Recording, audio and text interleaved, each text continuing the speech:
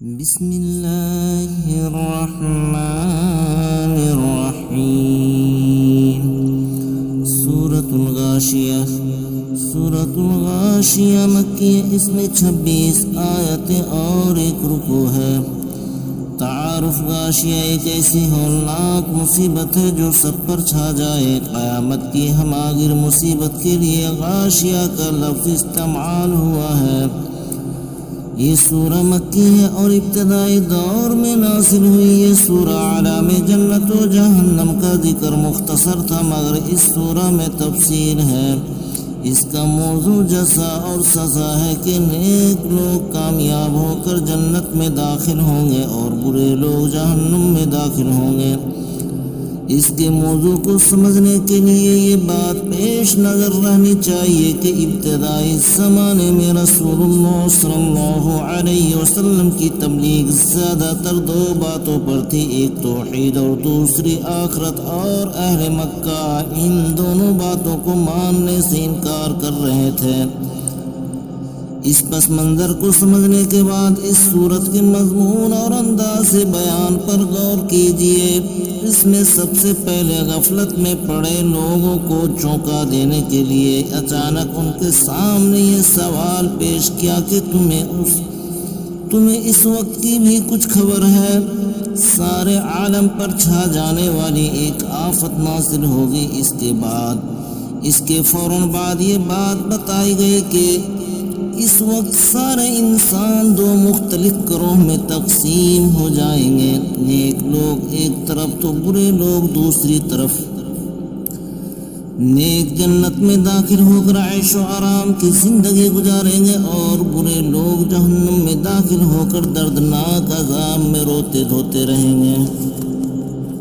بسم اللہ الرحمن الرحیم هل أتاك حديث الغاشية وجوه يومئذ خاشعة عاملة ناصبة تصلى نارا حامية تسقى من عين آنية ليس لهم طعام إلا من ذريع لا يسمن ولا يغني من جوع وجوه يومئذ ناعمة لسعيها راضية في جنة عالية لا تسمع فيها لاغية فيها عين جارية فيها سرر مرفوعة وأكواب موضوعة ونمارق مصفوفة۔ کیا تمہیں اس چھا جانے والی آفت کی خبر پہنچی ہے؟ کچھ چہرے اس روز خوف زدہ ہوں گے، اترے ہوئے تھکے ہارے ہوں گے، دہکتی آگ میں داخل ہوں گے، کھولتے چشمے کا پانی انہیں پلایا جائے گا، کھانے کے لیے درخت کے کانٹے ہوں گے جو نہ موٹا کریں گے اور نہ بھوک مٹائیں گے۔ کچھ چہرے اس روز خوش خرم ہوں گے، اپنے عمل کے بدلہ سے خوش ہوں گے، عالی شان جنت میں ہوں گے جہاں کوئی بیکار بات نہ سنیں گے۔ اس میں چشمے بہہ رہے ہوں گے، اس میں اونچے تخت ہوں گے اور پیالے ہوں گے قرینے سے رکھے ہوئے، اور گاؤں تکیے قطار کی شکل میں لگے ہوئے۔ وزرابی مبثوثہ افلا ينظرون الى الابل كيف خلقت والى السماء كيف رفعت والى الجبال كيف نصبت والى الارض كيف سطحت فذكر انما انت مذكر لست عليهم بمسيطر إلا من تولى وكفر فيعذبه الله العذاب الأكبر إن إلينا إيابهم ثم إن علينا حسابهم۔ اور قالین بچھے ہوئے، کیا یہ لوگ اونٹوں کی طرف نہیں دیکھتے کہ کیسے عجیب پیدا کیے گئے ہیں، اور آسمان کی طرف کہ وہ کیسا بلند کیا گیا ہے، اور پہاڑوں کی طرف کہ کس طرح کھڑے کیے گئے ہیں، اور زمین کی طرف کہ کس طرح بچھائی گئی ہے۔ اے پیغمبر، تمہارا کام نصیحت کرنا ہے، ان پر جبر کرنا نہیں۔ ہاں تو آپ کی بات سے جو منہ موڑے گا اور آپ کی بات نہ مانے گا تو اللہ تعالیٰ اسے بڑا دردناک عذاب دے گا۔ بے شک ان کو ہمارے پاس لوٹ کر آنا ہے، پھر ان کا حساب لینا ہماری ہی ذمہ ہے، یعنی ہم ان کا حساب لیں گے۔ غذا کے 3 فائدے۔ آیت 7، یعنی کوئی چیز کھانے کے 3 ہی سبب ہوتے ہیں، ایک لذت حاصل کرنے کے لیے کھایا جائے، دوسرے بھوک دور کرنے کے لیے، اور تیسرے غذائیت اور جسم کی تقویت کے لیے۔ ذریعے سے لذت کے بجائے اس سے نفرت ہوگی، کیونکہ وہ خاریدار بدبودار تلخ اور زہریلا ہوگا۔ باقی دوا اگراز کی قرآن نے صراحت سے نفی کر دی، گویا اس کے کھانے سے تکلیف ہی بڑھے گی اور فائدہ کچھ حاصل نہ ہوگا۔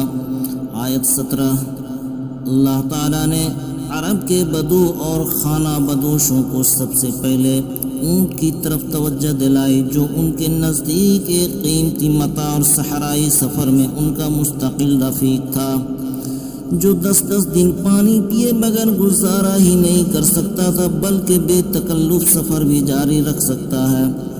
خریدار جھاڑیاں اور خشک گھاس اور پتے کھا کر شکم پروری کر لیتا ہے، ریت میں اس کے پاؤں نہیں دھستے اور بے تکلف سفر کرتا چلا جاتا ہے، ریت کی وجہ سے تھک نہیں جاتا، اور سب سے بڑھ کر یہ صبردار